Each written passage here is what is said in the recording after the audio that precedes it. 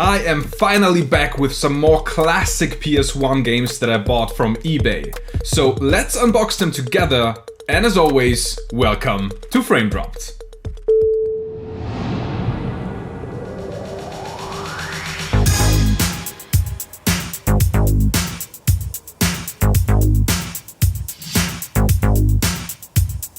Alright, so this time I've bought some more PS1 games off eBay, and if you've seen my last video, you know that I want to collect English PS1 games that I can play on my European PS1. So that's not as easy as it is today, and I have to buy European PAL games that either come from the UK or Australia and import them here, which is pretty expensive and maybe almost not worth it. But if you stick around until the end of the video, I will show you exactly how much I paid for everything.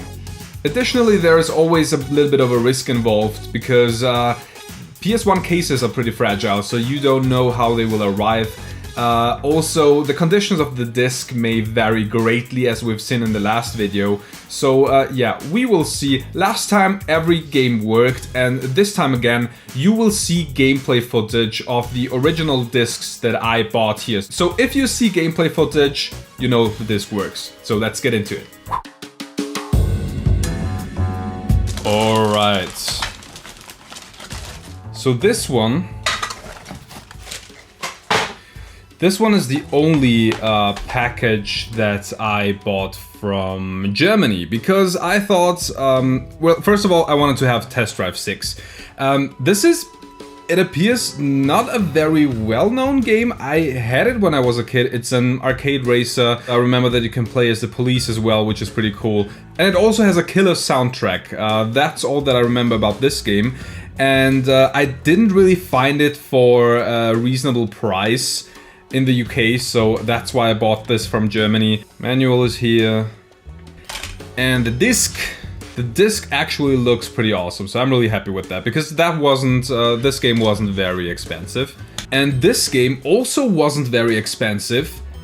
This one is actually a launch title for the PS1, for those of you who don't know. Rayman is a 2D side-scroller. It has very cool looking graphics that, in my opinion, still hold up today.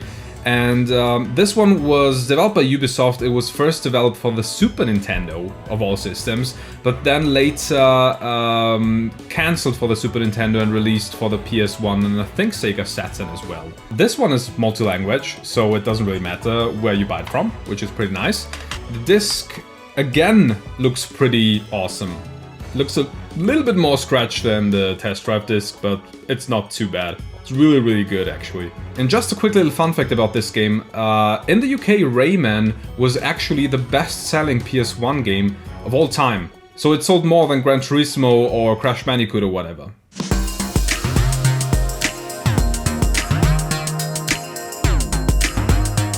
I think I know what this is. I'm not 100% sure. No, I don't. I actually don't.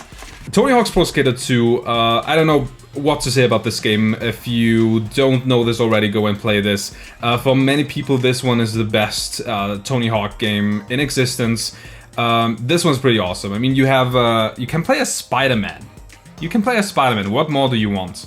And yeah, this game has been remade together with the first one that I bought last time, so I would recommend to play the remake if you haven't played it already. It's not my favorite Tony Hawk game, but it's up there. It's definitely up there. So far, the cases have looked very good. The disc is a little bit scratched. I mean, I think there's a little bit of dust on there, and maybe, yeah, maybe I can clean it up. Again, if you see footage, this works.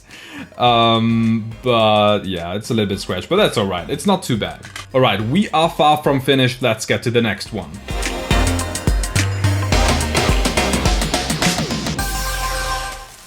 That would be cool to clean up.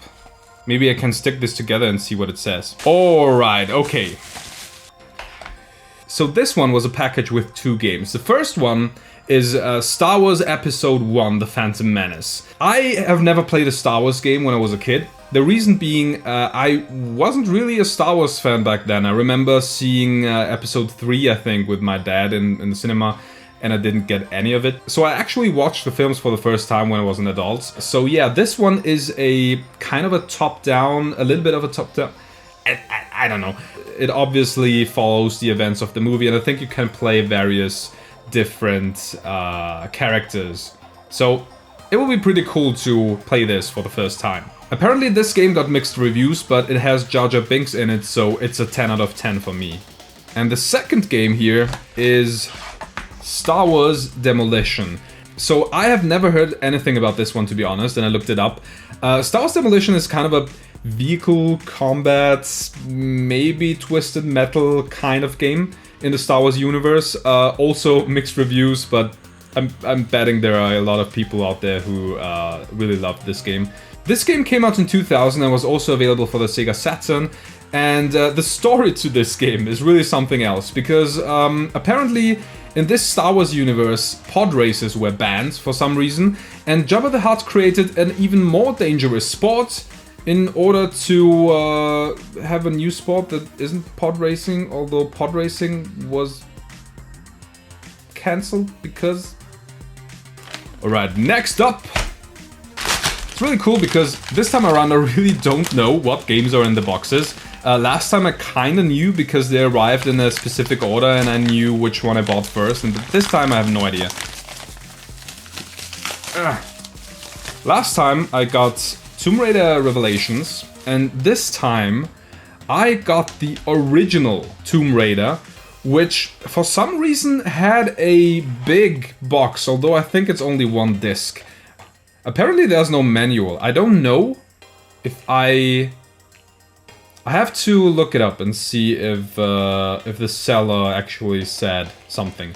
But yeah, the disc is a little bit scratched, so yeah, that's not the best, but this one is actually pretty expensive, so I usually really see that there is one, or it says in the description, and I usually don't want to buy games without manuals, but alright, you can buy loose manuals as well, so maybe I will find one.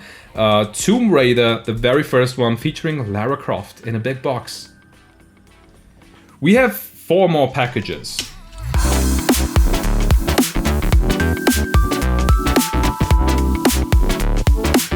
Okay. This, and it looks very good. This one is the Blade video game, the official Blade video game by Marvel. So back in the day, there were a lot of Marvel games that somehow people don't seem to remember really, because most of the time they were probably not really good, or people didn't know the character that much. But this one, published by Activision, is actually a weird game because it came out, I think, about 3 years after the Blade movie, although it is a tie-in to the movie.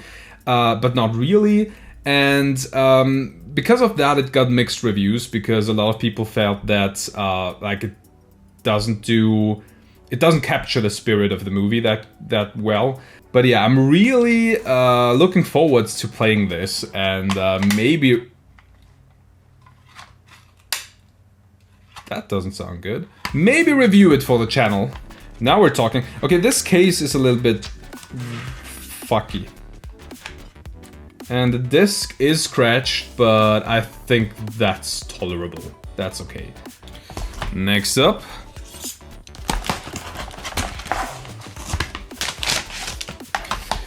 Dragon Ball Final Bout. I have to say, until now, the cases are in a pretty good condition. And again, these PS1 cases, the plastic very easily breaks off. So it's pretty cool that they arrived in a good condition. Dragon Ball Final Bout. This one is the very first Dragon Ball game on the PlayStation, and it is also the first, I think the first Dragon Ball game that arrived in North America.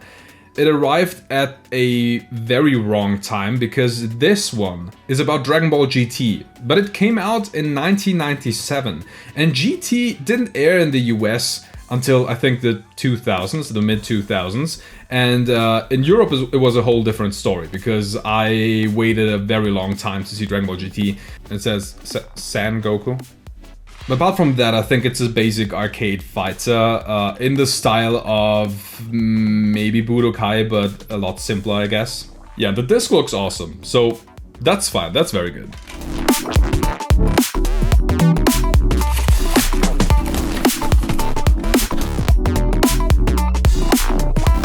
So first of all, second of all, the game Legacy of Kain Soul Reaver. This one has the holographic cover, which is pretty nice. I mean, I guess that was pretty cool back in the day. It's still cool now. I really love it. If you don't know this game, this is actually a sequel to Blood Omen, which also came out on the PS1. But Blood Omen was very, very different.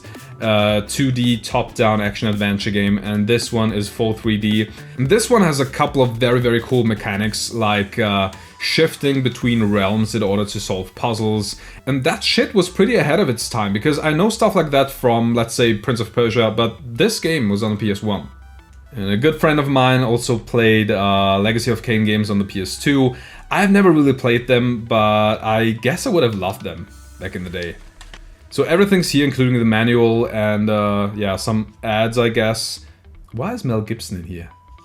Okay, everything is in here. I mean, this person didn't throw anything away.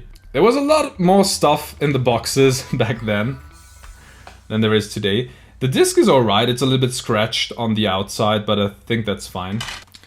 This is the last one.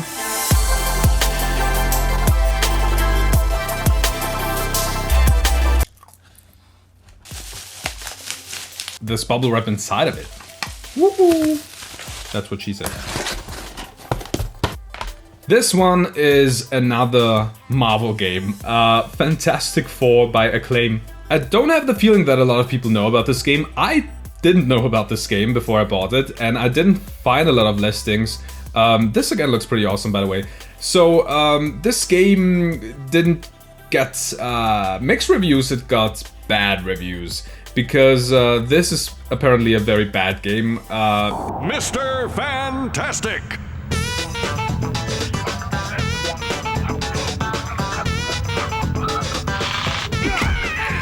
It's a beat 'em up that came out at a time where beat 'em ups weren't really a thing anymore. And it wasn't really a good beat 'em up from what I've heard. So they just took the licenses and made a game, I guess. But still, it's a licensed Marvel game, and I wanted to try this out. I wanted to collect this. It's also pretty cool with the Marvel logo here. Includes interactive backgrounds, so the action never stops. Manual is here. And the disc? Well, the disc is pretty good. The disc is pretty good, actually.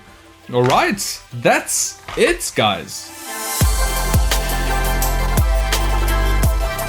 Alright guys, that was it. All in all, I'm pretty happy with my purchase. I just looked it up because it bothered me. The Tomb Raider game didn't have a manual, and it said in the listing that it was missing the manual. I just didn't read it apparently, so everything's alright. The discs were in a pretty good condition. I think one of those, what was it?